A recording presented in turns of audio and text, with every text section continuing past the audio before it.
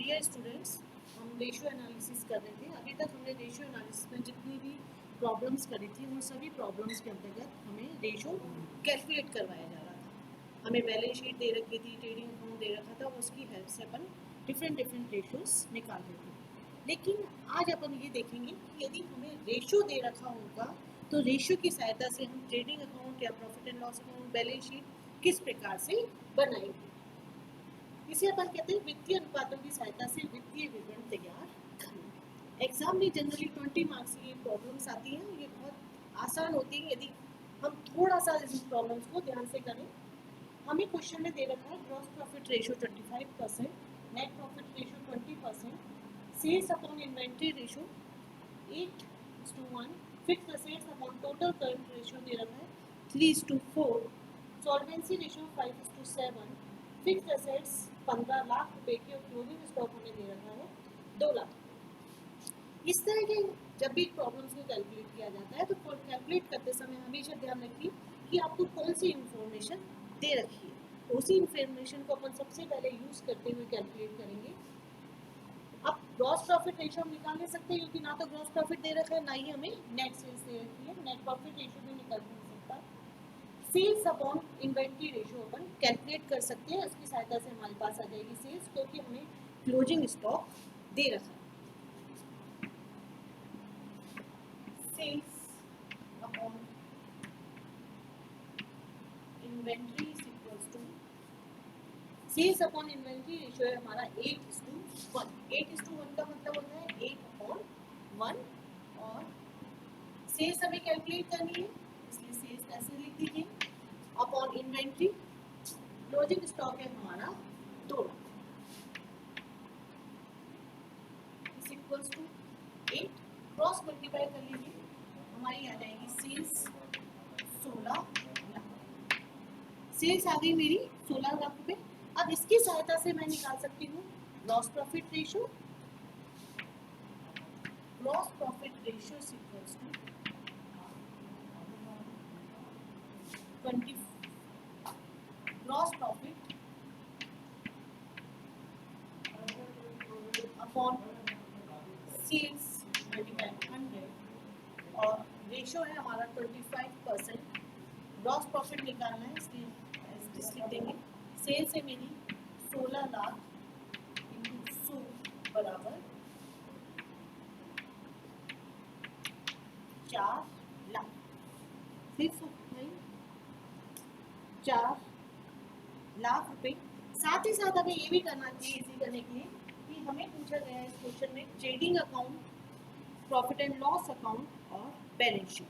Trading और profit and loss account एक साथ बनाया जाता है, इसलिए इसका भी फॉर्मेट बना लीजिए। Trading account and profit and loss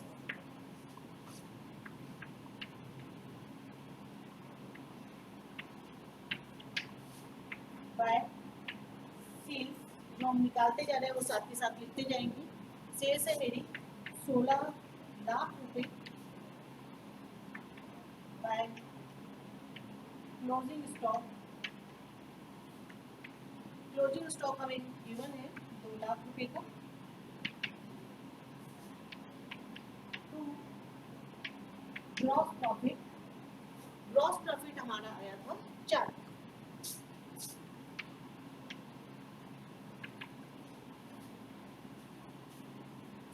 इसके अलावा हमें कुछ भी नहीं दे रखा तो डिफरेंस हमारा कहलाएगा परचेजेस। इसे लिखेंगे अपन बैलेंसिंग फिगर, और ये हुआ हमारा 14 lakh by gross profit 4 lakh रुपए to net profit. Net profit हमें कैलकुलेट करना है। अब नेट प्रॉफिट कैलकुलेट करने के लिए नेट प्रॉफिट रेशियो है हमारा 20%। नेट प्रॉफिट रेशियो निकालने का हमारा फॉर्मूला होता है net profit upon sales multiply 100। Net profit ratio is equals to net profit upon sales multiply 100, net profit हमें कैलकुलेट करना है, इसलिए ऐसे लिखेंगे, और रेशियो हमें दे रखा है 20%। सेल्स है मेरी 16 लाख रुपए की, 100 बराबर 3,20,000।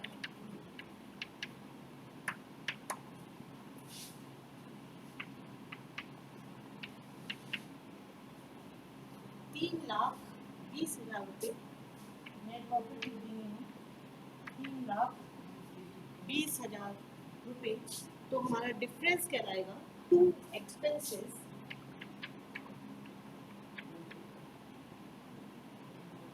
Balancing figure 80,000।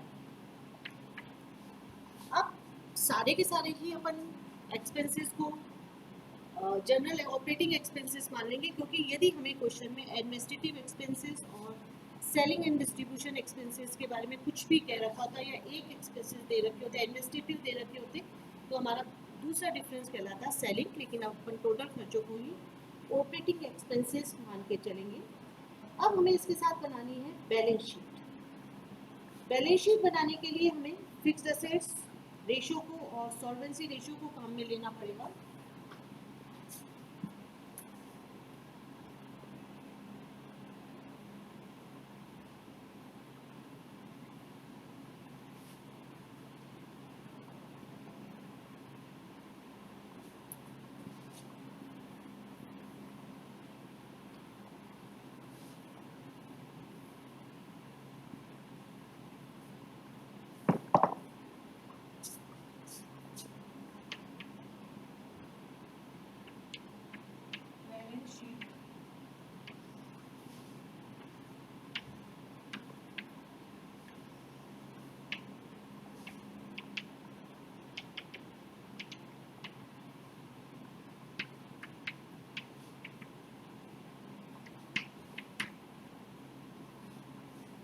बैलेंस शीट के अंतर्गत सबसे पहला हमें दे रखा है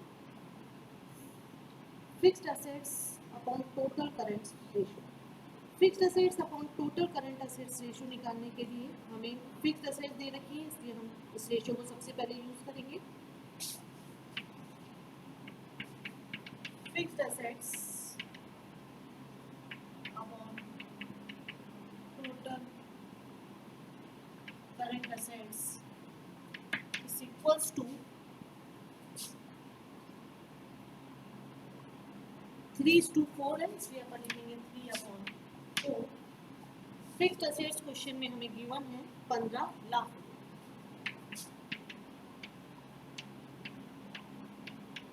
करंट असेट्स को x मान लीजिए, क्रॉस मल्टीप्लाई करेंगे आप यहाँ पे,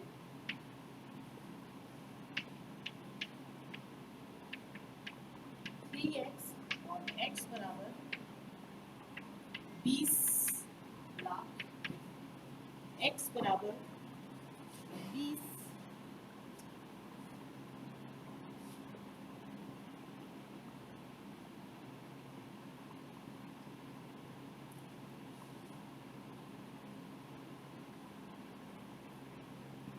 यहाँ पे लिख दीजिए फिक्स्ड असेट्स।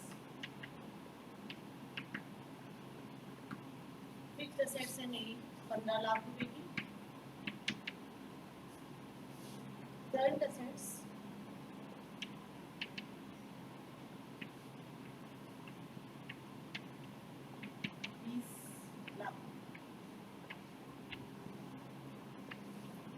अब हमें नेक्स्ट रेशियो दे रहा है सॉल्वेंसी रेशियो। सॉल्वेंसी रेशियो निकालने का हमारा फॉर्मूला होता है total outside liabilities upon total assets.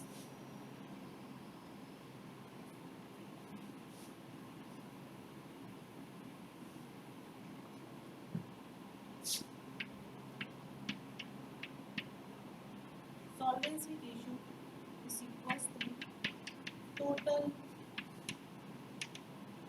Outside liabilities upon total assets. Solvency ratio है हमारा 5:7। 5:7 का मतलब होता है 5/7। टोटल आउटसाइड लायबिलिटीज हमें निकालनी है क्योंकि हमारी आई नहीं है। एक्स अपॉन टोटल असेट्स का मतलब होता है फिक्स्ड असेट्स और करंट असेट्स। आपने फिक्स्ड असेट्स भी निकाल ली और करंट असेट्स भी निकाल ली। टोटल हो गया हमारा 35 लैक्स। क्रॉस मल्टीप्लाई करेंगे आप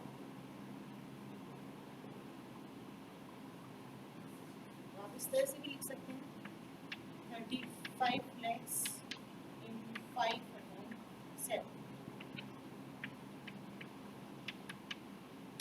हमारी टोटल आउटसाइड लायबिलिटीज हो गई 25 लाख। तो आप यहाँ पे लिख देंगे टोटल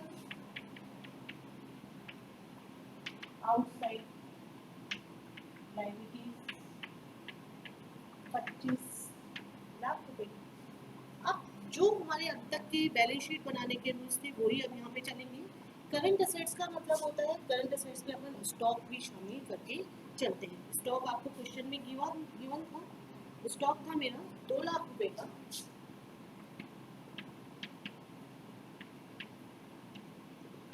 अदर करंट असेट्स के बारे में कोई इंफॉर्मेशन गिवन नहीं है तो balance sheet figure other current assets का टोटल डाल देंगे।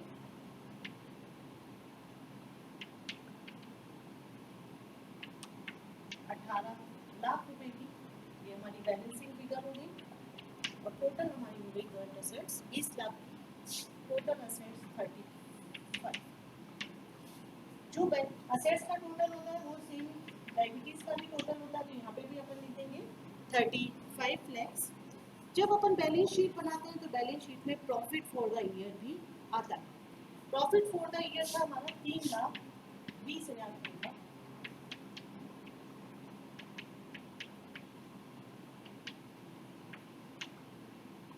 3,20,000 रुपये का। अब टोटल तो पूरा होना चाहिए, 33 लाख नहीं हो रहे हैं, यहाँ पे हो रहे हैं सिर्फ 28,20,000। तो जो रिमेनिंग फिगर होगी वो कहलाएगी हमारी कैपिटल और इसे अपन कहेंगे बैलेंसिंग।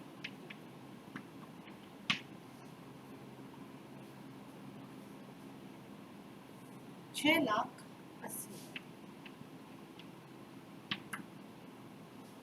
तो इस तरह से ट्रेडिंग प्रॉफिट एंड लॉस और बैलेंस शीट बनाई जाती है। हमें जो इन्फॉर्मेशन दे रखी होती है उन इन्फॉर्मेशन को लिखते जाइए और रेशो की हेल्प से अदर इन्फॉर्मेशन कैलकुलेट की जा सकती है। एक प्रॉब्लम और करेंगे अपन।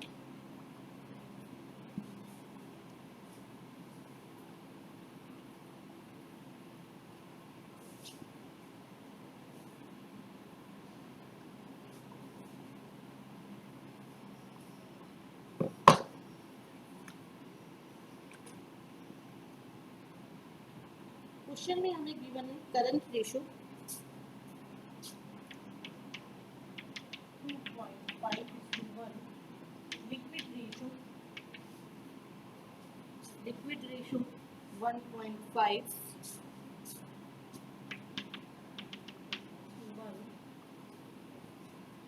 प्रोप्राइटरी रेशो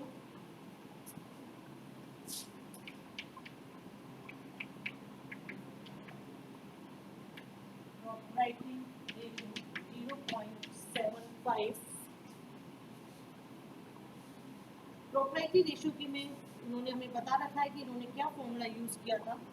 फिक्स्ड असेट्स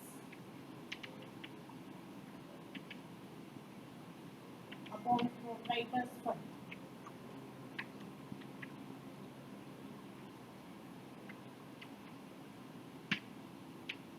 इस तरह के क्वेश्चंस में हमेशा ध्यान रखिएगा कि जो क्वेश्चन में रेशो बता रखा है अपने को वही यूज करना है।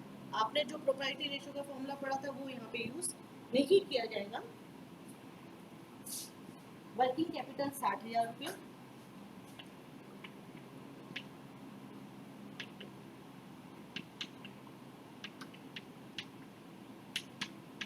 वर्किंग कैपिटल 60,000 रुपये की, रिजर्व्स एंड सरप्लस 40,000 रुपये,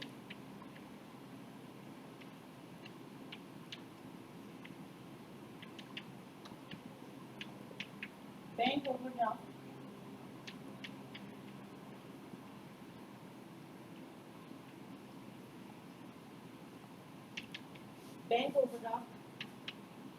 10,000 रुपये,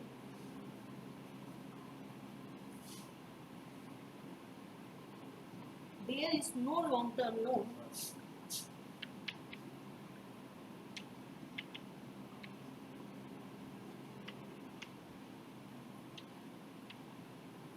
there is no long term loan or fictitious asset.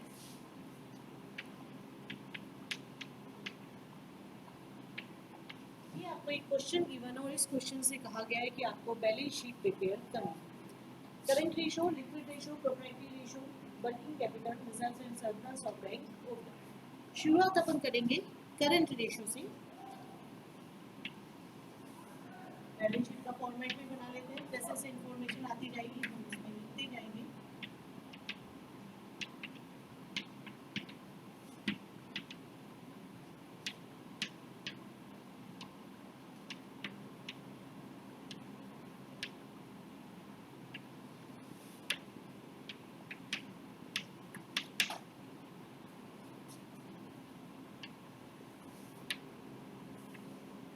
Current ratio is equals to 2.5.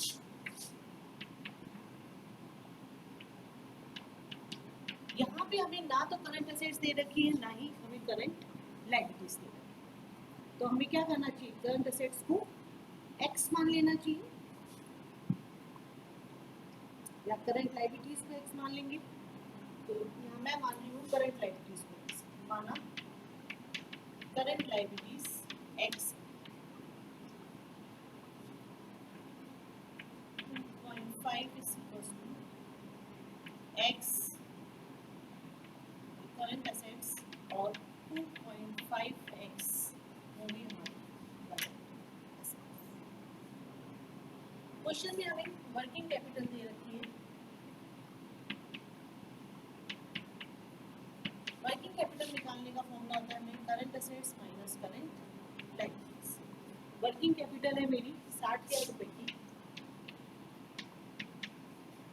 Current assets 2.5x minus x, ये मेरी बन गई पहली इक्वेशन। और ये भी इक्वेशन की तरह से मान के चलेंगे अपन।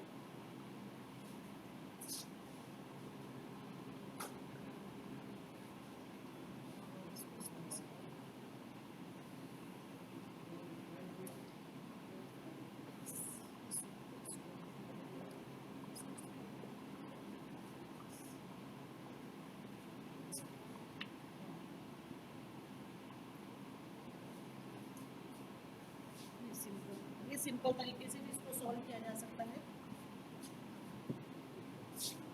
60,000 रुपये इक्वल्स टू 1.5x और x बराबर 40,000। ये आ गया हमारा x की वैल्यू आ गई और x अपन ने माना था करंट लायबिलिटीज, तो करंट लायबिलिटीज हो गई मेरी 40,000 रुपये।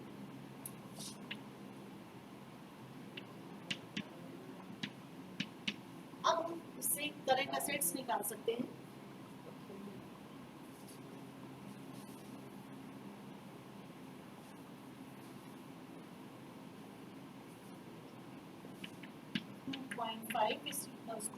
करंट एसेट्स अपॉन 40,000 और हमारी करंट एसेट्स हो जाएगी 90।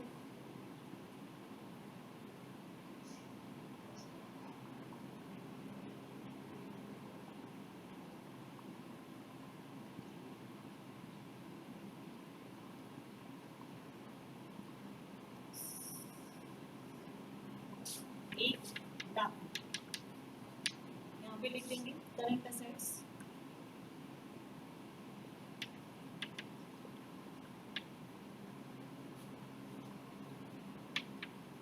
₹1,00,000। अब हमें दूसरा रेशो दे रखा है लिक्विड रेशो 1.5।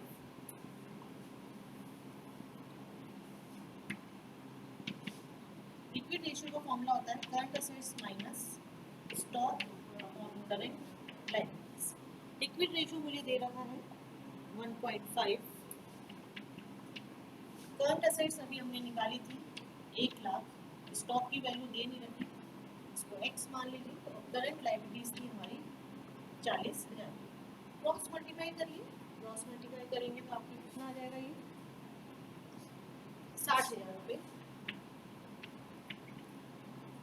1,00,000 माइनस एक्स और एक्स बराबर 40,000, एक्स बराबर 40,000 रुपये। तो स्टॉक हमारा कहलाएगा 40,000 रुपये का। टोटल करंट असेट्स आई थी मेरी 1,00,000। 1,00,000 में से स्टॉक की वैल्यू माइनस कर दीजिए 40,000, तो अदर करंट असेट्स हो जाएंगी हमारी 60,000 रुपये की। इस तरह से टोटल करंट असेट्स कहलाएंगी मेरी 1,00,000। अब हमें इसके साथ चाहिए फिक्स असेट्स।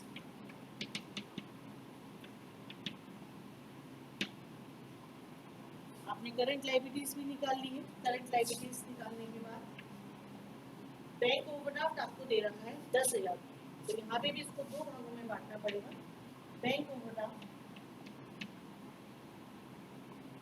10,000 रुपये का, अदर करंट लायबिलिटीज 30,000 रुपये की। टोटल हो गया मेरा 40,000।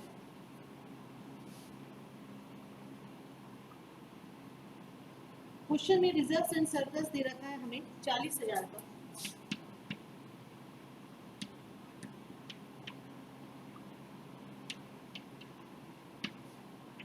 कैपिटल हमें निकालनी पड़ेगी। हमें दो चीजें निकालनी है, फिक्स असेट्स निकालनी है और कैपिटल निकालनी। तो सबसे पहले अपन निकाल लेंगे शेयर कैपिटल।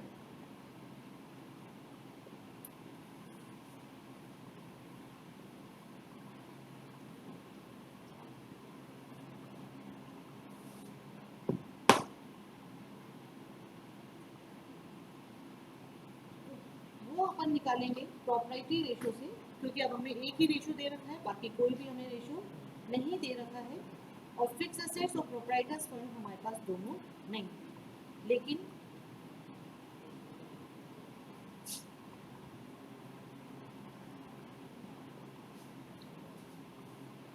प्रोप्राइटर्स फंड निकालने का हमारा एक फॉर्मूला होता है,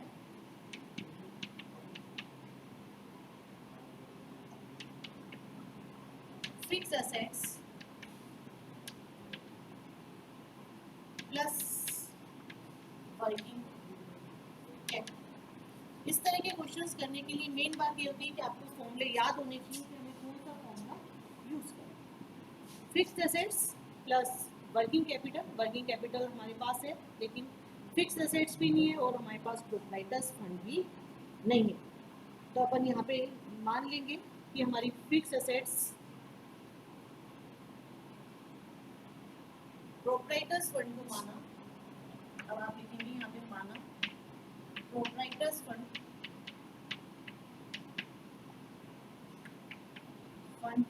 X और फिक्स्ड एसेट्स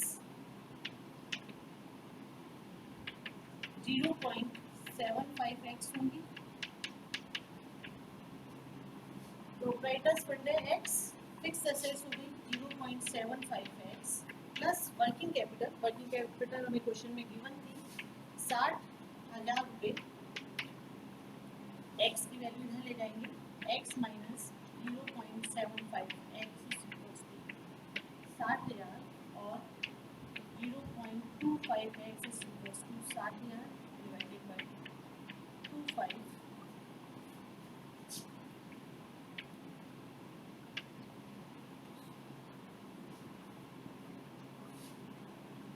ये हो जाएगी हमारी 2,40,000।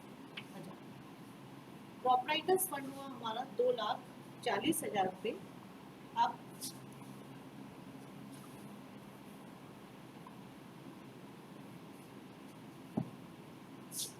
प्रॉपर्टाइटर्स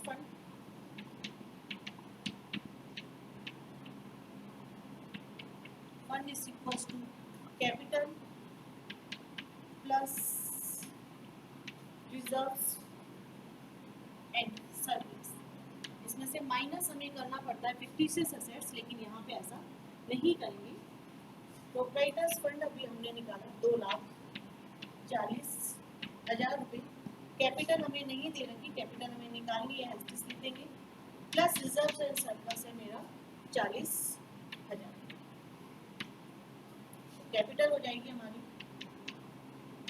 2,00,000 रुपए की,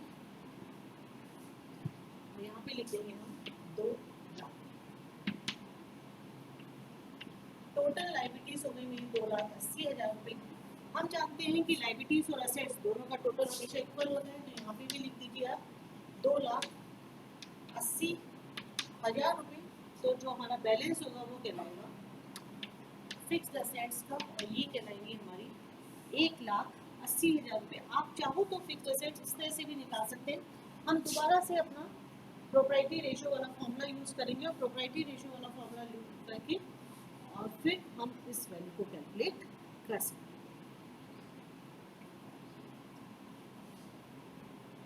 थैंक यू।